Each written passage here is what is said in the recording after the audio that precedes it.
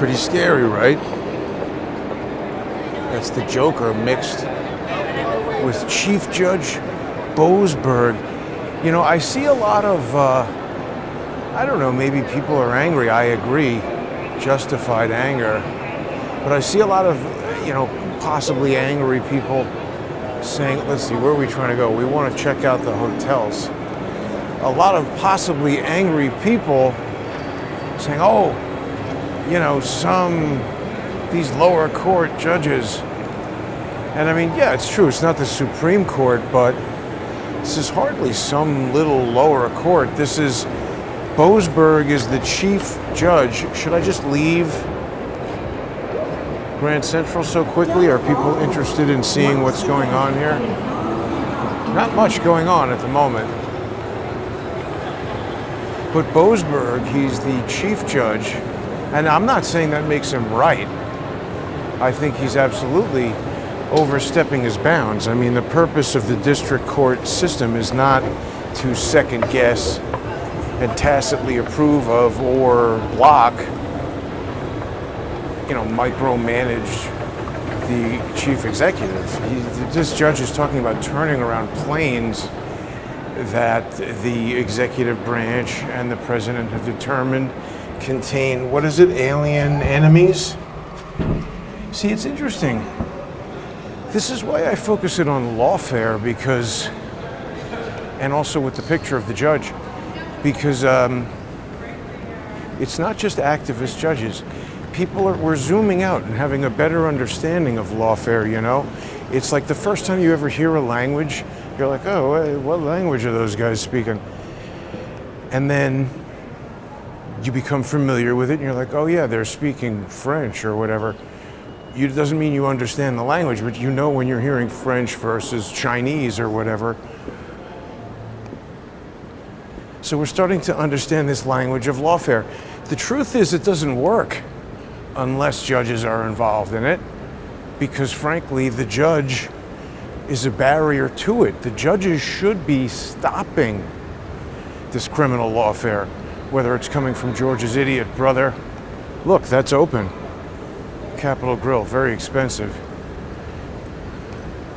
You know, whoever it's coming from, Devin Nunes, George's brother, Emile Beauvais, whoever, the judge should know.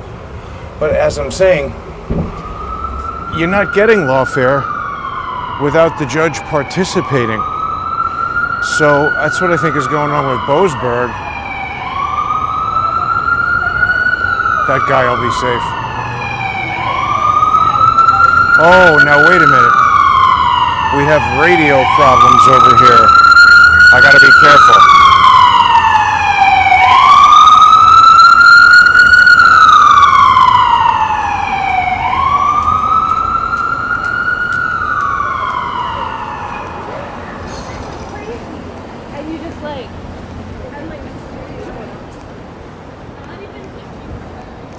Looks like we still have that medical van out in front. It's windy today. This is the Roosevelt Hotel again. You know, we've heard so much about this from the police reporting, you know, courtesy of Orrin Levi, professional Muppet. Even on the news, this is really where they focus their attention. Uh-oh, we got an ambulance pulling up.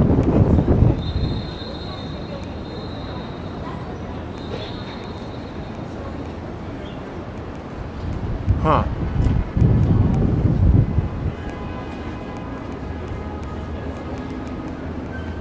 Medical emergency at the Roosevelt Hotel. I wonder how the business at that shoe store is doing. Oh, well, and you know, so Lawfare, right. It brings me back to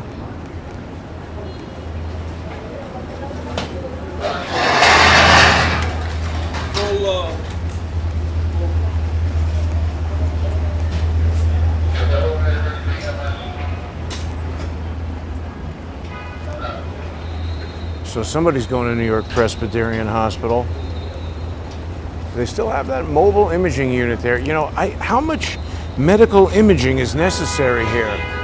I would say that this thing has been here long enough that it's highly suspicious. Why is it allowed to operate without a license plate? What's with the mobile medical imaging?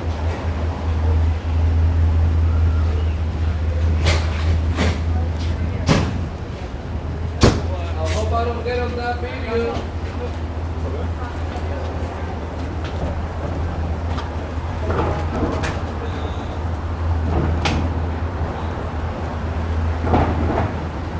Medical equipment goes in.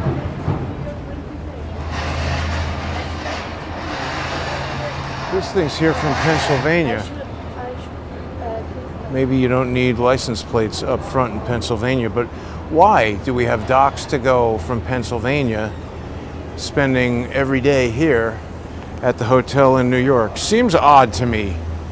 I really don't know what that means.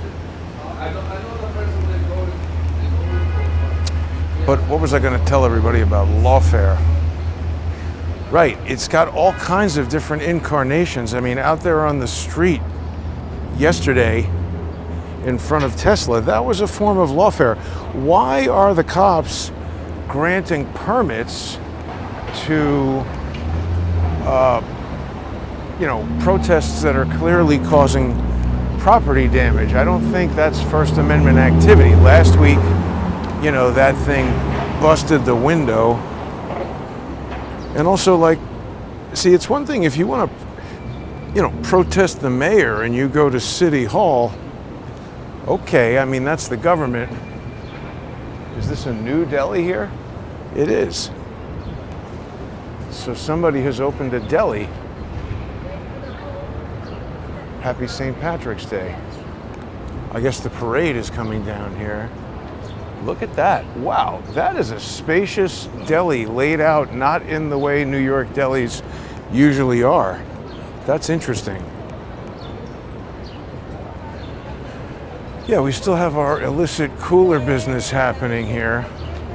So there's still a hotbed of some kind of activity going on at this hotel. We don't really know what it is.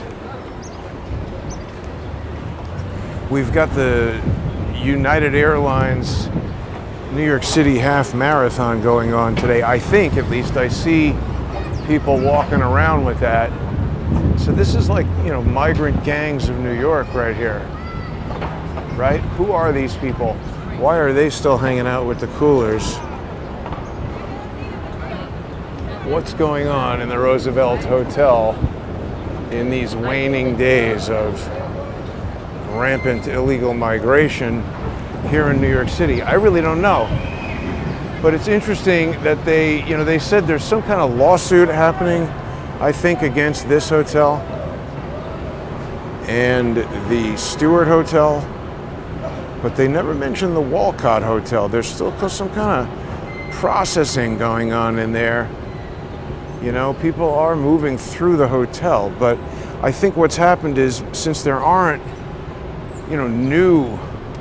there's not a lot of influx of new migrants, so the business of having your NGO hire out, a for-profit cleaning service, a for-profit catering service, a for-profit medical imaging service that just sits there. Is it doing any medical imaging? Why do we need medical imaging? I could imagine maybe if somebody broke their leg, why do you need it there at all? Does medical imaging come to your house? You go somewhere and the doctor has it. So what the hell is that truck doing there? It's there every day. Weird. See, I don't know. Those are the kind of things that you're not really seeing on the news, I guess. That's why I'm just walking around. So, that's lawfare too. It's Eric Adams weaponizing, city ordinances or his ability to appoint whoever to the whoa, this guy's lighting up the tires down there, to appoint whoever to the Department of Social Services and send all that money around. I was watching this morning, it popped up on, this was super interesting actually, because I really do think the artificial intelligence that drives the algorithms behind YouTube and Twitter and these other things.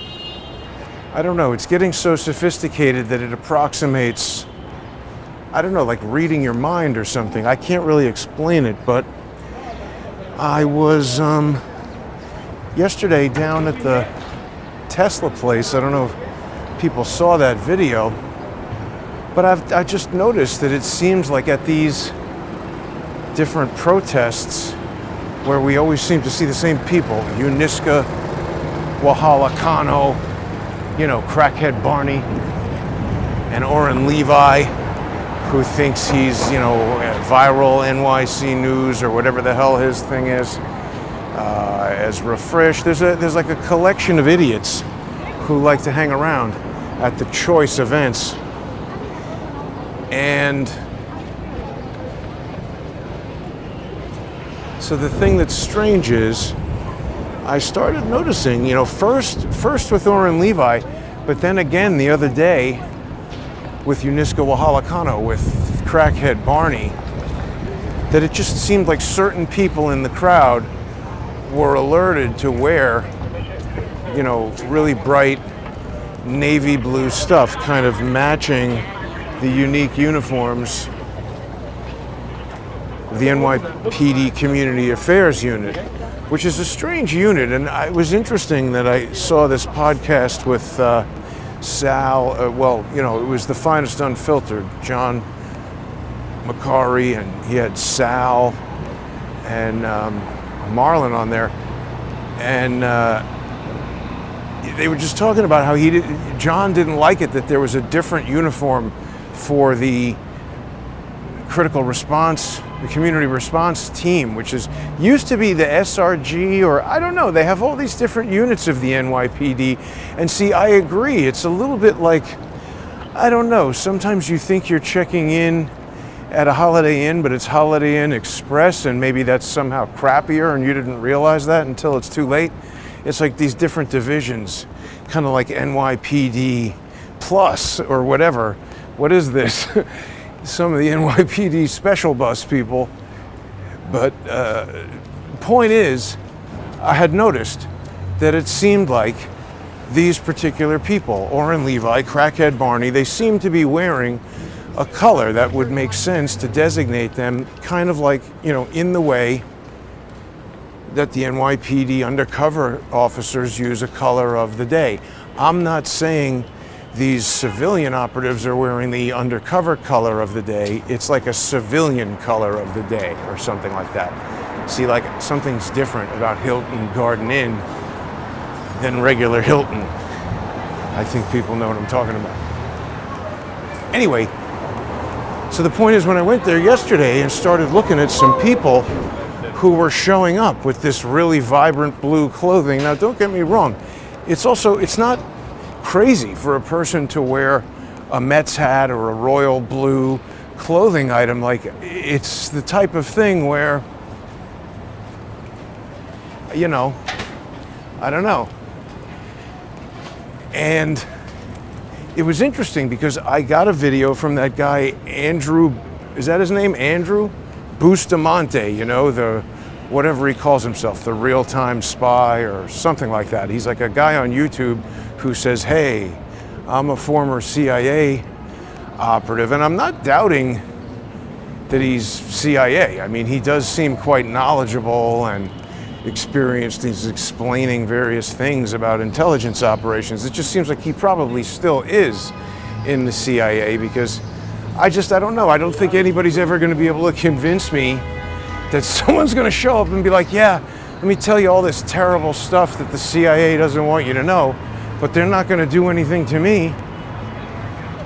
I think whatever those guys are telling you is stuff that the CIA wants you to know. And they'll be like, oh, well, Jason, someone could say that about you. Okay, who's been suing Andrew Bustamante every day for the past 8 years? And where is every judge in the Southern District of New York allowing it to continue? It goes back to what I'm saying about lawfare. I mean, these judges have to allow this to happen. Any normal judge would have looked at any of these filings that I've made and said, yeah, Jason's right. This guy's a lunatic. doing nothing but filing stupid cases for the past 33 years. Not kidding, since 1992, George's brother has been at it, filing against me for 8 years. I mean, listen, just even by contrast, in my own cases, I brought one lawsuit against Ben Wittes and a litany of people, some of which I'm not even allowed to talk about anymore. And after that one, they said, oh, you're enjoined from ever suing these people again. Why would they do that? After only one case.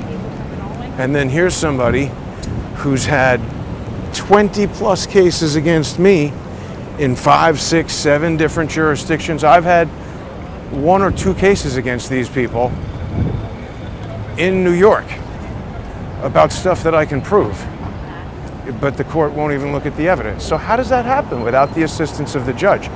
And so I just don't know what's going to happen now. People are like, ignore this judge. Well, okay. I mean, I guess that works all right if you're the president, or at least you could try it.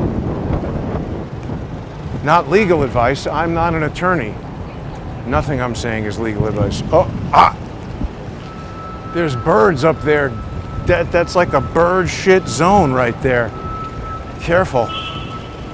You need a sign. But, yeah, I don't know. There was a limited number of people in the comments after that Tesla video yesterday like, you're crazy. Not everybody wearing those clothing items is what you think. And that's true, not everybody. But you know what I found interesting? I was looking at the playback a little bit, and there was one guy when I was first walking over to the Tesla demonstration, when I first arrived there, I saw a guy wearing a blue jacket. And the reason I brought up Andrew Bustamante is that he was talking about, interrogation tactics, and how the point is to ask a dissonant question and then gauge the reaction. And the other thing that he said that I thought was really relevant is that he said that he can tell, this makes sense, he can tell when he's dealing with somebody who is trained, in being an intelligence whatever, versus somebody who's just really good. And if you think about it, there's a lot of professions where you could sort of do that. Filmmaking is one of them, It's very possible that there are certain types of filmmakers who I could look at their work and know if this is somebody who is self-taught or has had a lot of traditional training based on how they operate. And likewise, you could tell if someone is very talented or not. And those things are separate from being trained. So he was saying that there's some people who do certain things that are very good at intelligence gathering, like skilled at asking people questions and stuff like that. Like some of the things I think that I've done in interviews make me think perhaps I might be good at that. So he might, he was saying in this interview that there are people who might be skilled at that stuff, but he can still tell that they aren't trained because it's not, building in a certain way. And so he says that yes, intelligence operatives can kind of sometimes tell when they're dealing with each other. And so I thought it was interesting because this concept of the dissonant question is sort of what I asked that guy in the blue jacket. And I watched it back. I said to him, hey, that's a nice jacket. What made you decide to wear that today? He said, well, first I said, how you doing? Whatever, he said he's going to the Elon Musk protest. And I said, that's a nice jacket. What made you decide to wear it? And he said, see, did that guy just ride the bike over towards me to try to get me to start a fight with him? I asked him, why did you decide to wear that? What made you decide to wear that jacket today? And he said, oh, it's just an old jacket that I had. And so, see, that's a weird response to my question. Because if he said, oh, you know what? I looked at the weather and it said it was going to be 50, so I didn't want to wear a heavy winter jacket. That would make sense. I don't care about the age of the jacket, but the fact that he went there it tells me that he's aware that, oh, this is an old jacket that I went and found. Because why? Did somebody tell you to wear a blue jacket and this is just an old one that you had around? Luckily, you didn't need to buy something new in blue. You know, I don't know. I don't know. See, Walmart bags are blue, so it could just be a coincidence. But remember, that guy also had blue shoelaces. So I think if you had to think about it, oh man, how could it be running out of data? I just put more data in there. That's got to be a mistake. Please become a sponsor, folks. It costs more money to run this show than you realize. If you enjoy these walks and talks, even if you don't watch the sponsor-exclusive shows like last night's episode with Lee Stranahan of High Dive, even if you don't watch those, please become a sponsor on odyssey.com/@crowdsourcethetruth or crowdsourcethetruth.substack.com or subscribestar.com or patreon.com/crowdsourcethetruth. I guess more sod than anybody has ever seen is about to come in here. You can also subscribe on X @JG_CSTT. Now, I don't remember that step up being there. I think they must have added that for the Christmas Village. Normally this is just all grass, so who knows what they're going to do now. Something, I guess. The little finger. But here, I'll ask again. What do people think? That guy's answer, it seemed like a weird answer. It seems to me somebody did tell him to wear that blue thing, and when I started questioning him about it, it's a weird detail for a stranger to ask you about on the street. We also had that British guy with the blue hat. Didn't really ask him anything about the hat. No, yeah, I mean, maybe it's okay that that vehicle has been, it doesn't have a front plate. Yeah, see, some were puzzled. I agree. If someone's saying, what made you decide to wear that jacket today? It's a weird question. Being puzzled would be a normal response. Having an answer ready right away, that's gauging the response to the dissonant question. If he had said, what made you decide to wear this jacket? Well, I heard it was going to be warm and this is sort of the only mid-weight jacket I have. Why do you ask? It's a weird question. What made me decide to wear this jacket today? The weather. I planned to, oh my God, I planned to walk by, this is a strange outfit for a dog. Oh, it's a St. Patrick's Day skirt. So, all right, it's a female dog. Dress her up for St. Patrick's Day. That's fine. Obviously, anybody can dress up whoever they want. Oh, see, I don't know, for some reason, today's generation of people feel entitled to tell you you don't have their permission to record them in public. I don't care.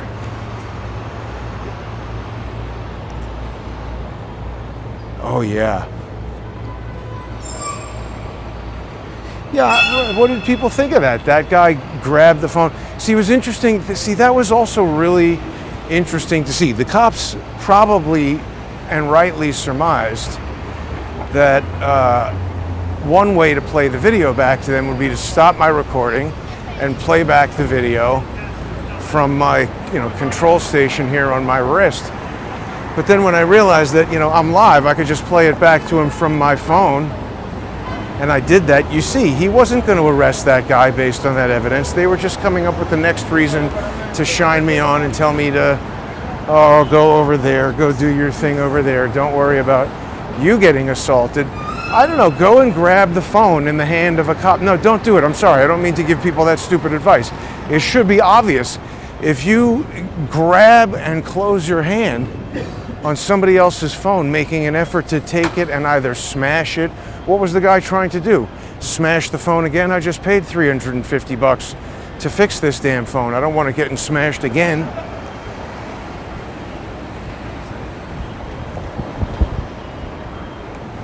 but the cops don't do anything.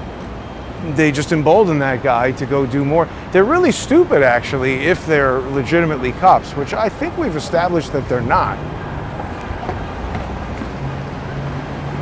Let's keep going down 31st and we'll see what's up with the Walcott. I think there's going to be nothing going on over there. They're just processing people at the Stewart. But then again, I don't know, because for a couple of weeks, the bike cruise and the illegal food, the igloo cooler business, that was kind of definitely, they were on the DL, hiding or something, seemed to be gone. And now they're slowly seeping back. I have seen the cooler ladies show up at different, they're dismantling the movie theater on 23rd Street, and that construction crew is getting next to the Target, where they're hiring the cops to be dicks and not reveal their identities when they threaten you. They're selling illegal igloo sandwiches in there. So I don't know, I really think they need to make an announcement that you're not allowed to have protests outside of people's businesses. You can do it outside of government buildings, but not private businesses, because, by the way, maybe Tesla can tolerate it because it's a huge company with trillions of dollars, but let's say somebody wants to protest your restaurant. Okay, fine, go on Yelp and say I went there and the waiter was a jerk, the food was bad, whatever. There's a mechanism. Do a restaurant review podcast and tell people what you think. Maybe you're articulate and can explain the problems with restaurants in a way that makes you influential in that world. But I think to just position a bunch of people on the sidewalk outside the business to make it clear that anybody going in there is going to get hassled, and then when the cars drive by, honk at them and yell at them. It does seem like more than speech. It seems like you are deliberately targeting and shutting down somebody's business for a political disagreement using violence, threats, intimidation, property damage, etc. It's terrorism, not because it's Tesla. You shouldn't be allowed to do it to any business. I mean, frankly, this is what's been done to my business. My detractors shut down.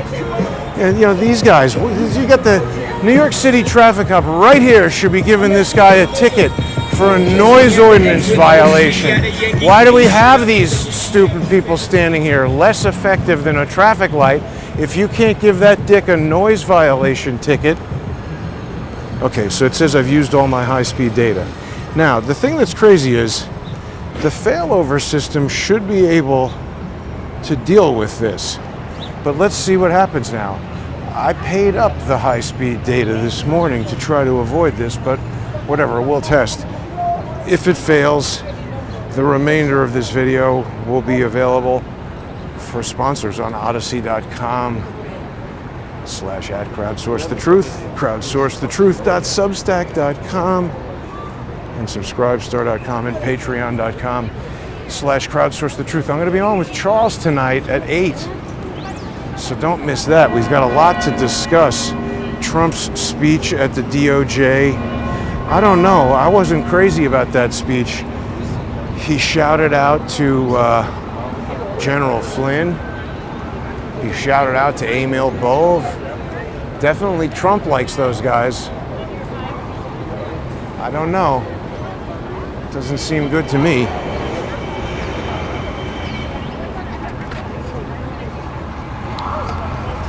Maybe it's 4D chess. It could be. I'm not being sarcastic. Obviously, there's lots of facts and details the President of the United States knows that I don't know. Maybe I'm not able to make a valid calculation.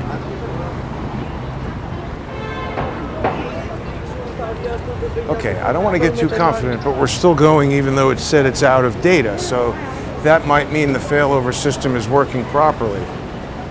That's how it should work. I think I did hear him mention Michael Flynn.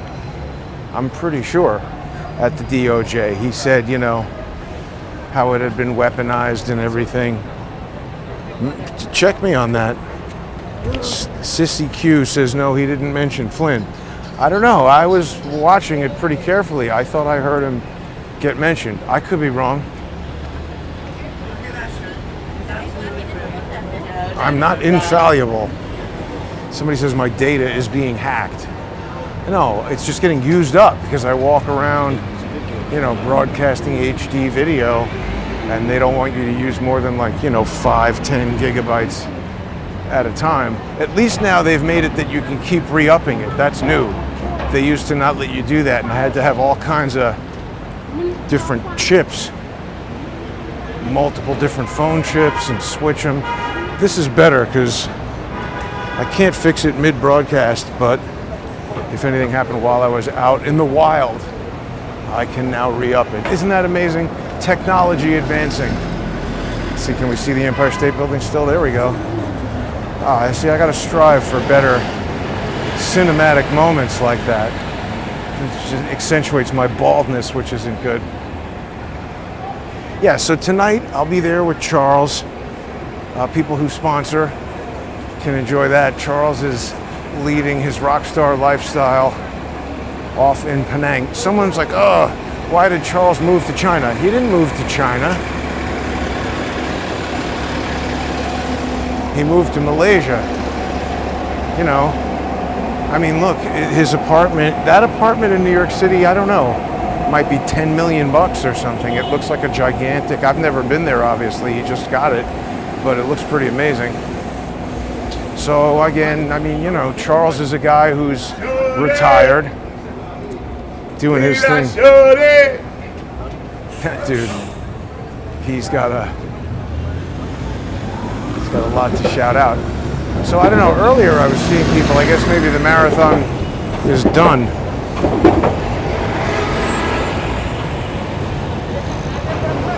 Oh, tomorrow outside Trump Tower for the...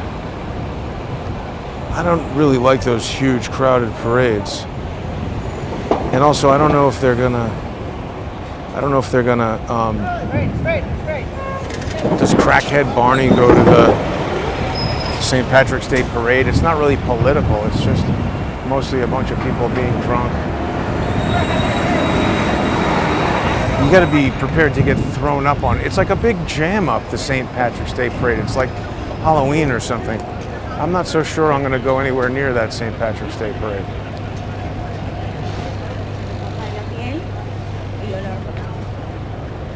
Do people think that the cops are putting on these protests and that they're I mean, what are the odds that Joel Matola would be standing within a 5-foot radius of crackhead Barney outside City Hall in 2021 and then again just the other day? And he probably was up there at Gracie Mansion when I ran into, you know, one of the first times I ever ran into her, and that I realized that she was hanging around Oren Levi. Uh-oh. We've got a frozen image here. There, it's back. One of the first times I realized that she was like affiliated with Oren Levi was that event up at Gracie Mansion, where she showed up with Walter Masterson. And Walter Masterson, I called the cops on him, and the cops showed up, and Masterson and his friend were like dancing around behind the cops. And I was saying to the cops, there they are, right there, arrest them. Who would do that unless you knew the cops weren't going to do anything to you? I mean, it didn't make sense to me at the time, but it makes sense now. All these idiots work for the cops, so obviously the cops aren't going to do anything to them. And right, remember when I asked Ezra Frisch, I said, oh,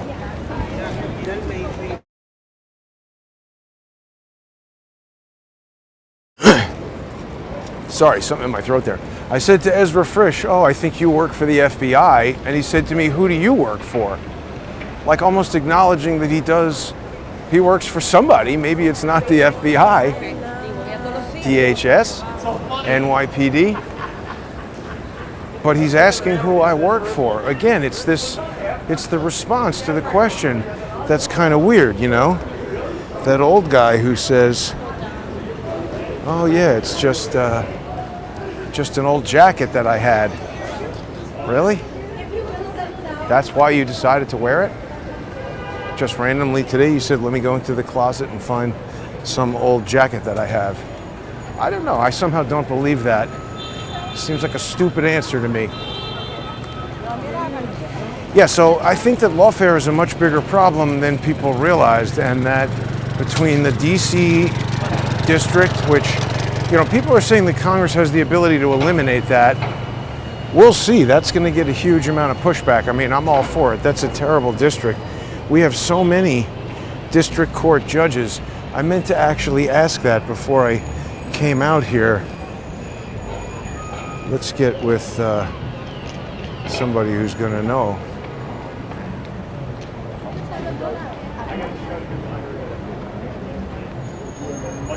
How many district court judges are there in the United States?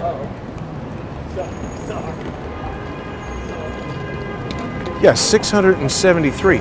So it's not intended to be 673 maladjusted psychopaths proofreading every single thing the President of the United States does and having the final approval over everything the executive branch does. I mean, it's absolutely an overreach, but, you know, as a non-attorney, it's difficult for me to understand how to deal with that. I can see, or at least it appears to me, that this relationship between attorneys like Norm Eisen, who have held high positions in the government, who now consult with U.S. attorneys and judges and, you know, basically formulate entire lawfare strategies for prosecution throughout the country.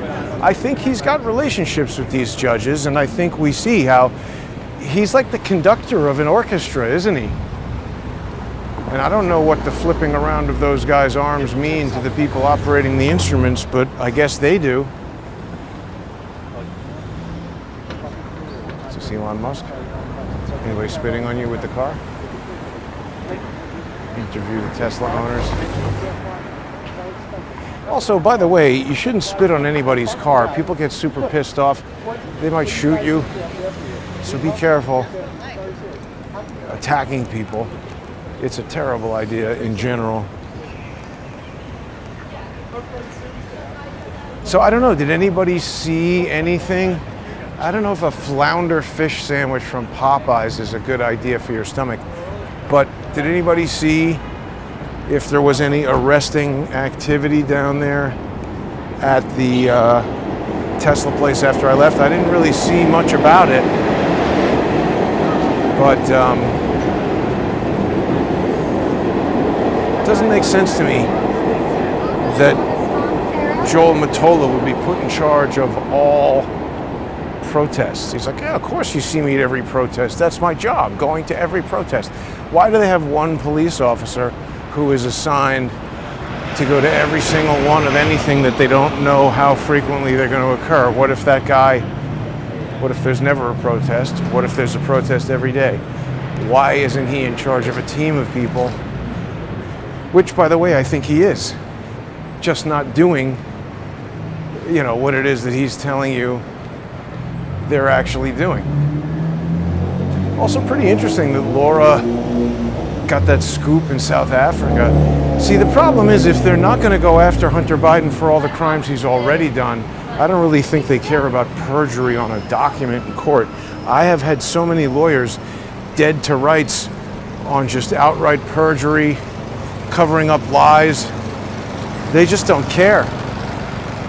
They will not do anything. I don't know why. I can't really explain that.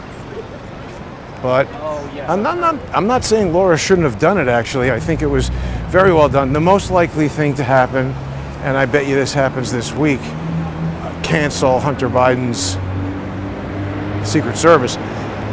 But then, you know, then they'll stage some Hunter Biden assassination attempt and blame that on Trump, probably. Because that's what they do. Didn't they take away Trump's Secret Service detail, or they were talking about doing it or something like that? Because, oh, they had it. No, they wanted to issue a thing that felons can't have Secret Service. They call me fucking track stuff when they're at the top car. I know, thank you. What's It wrong? is beautiful. This guy's got some kind of beef. Looks good, right? No, it took a devil, it took a white devil, it took a white Bitching and yelling there in the subway. I don't know. No shortage of crazy people, of course. And as the spring gets closer, they'll be out in full force. Fat, drunk, and stupid is no way to go through life. Exactly. Yeah, Laura's doing really well exposing that stuff. So hopefully they will take away Hunter Biden's. Yeah, I mean, if they go after him for perjury, that'll be a big mistake. That's not the thing to prosecute him for. It's, I think, to figure out if these auto pen pardons are even any good and go after him for laundering money through Burisma in Ukraine might make more sense. Is this guy taking a piss on the Wi-Fi? Looks like it. See that? That's why. Try to give homeless people Wi-Fi and they piss on it. Why do homeless people need Wi-Fi anyway? Anyway, you need Wi-Fi to become a sponsor on odyssey.com/@crowdsourcethetruth or crowdsourcethetruth.substack.com or subscribestar.com or patreon.com/crowdsourcethetruth. You can also subscribe on X at JG_CSTT. I'll be back later tonight with Charles. Thanks for watching, everybody. Still got some weird stuff going on up at those hotels. The cooler action is also happening at the Stewart Hotel. And how's our permanent resident over here? Yeah, there he is. Look, he's up early. It's, what time is it? 2 o'clock in the afternoon? Who is this dude?